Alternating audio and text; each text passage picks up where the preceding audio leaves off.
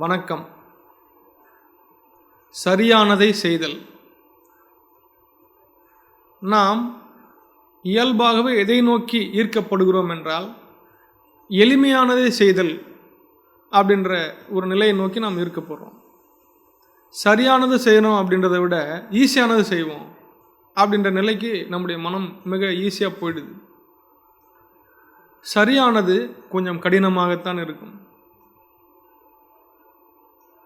ஆகவே கொஞ்சம் அதுக்கான எஃபர்ட் கொடுத்து, நேரத்தை கொடுத்து, நம்ம கவனத்தை கொடுத்து நாம் செயல்படும் போது தான் அது சரியானதாக மாறும். ஈஸியாக இருக்குன்றதுக்காக தப்பானதை நம்ம செஞ்சிட முடியாது.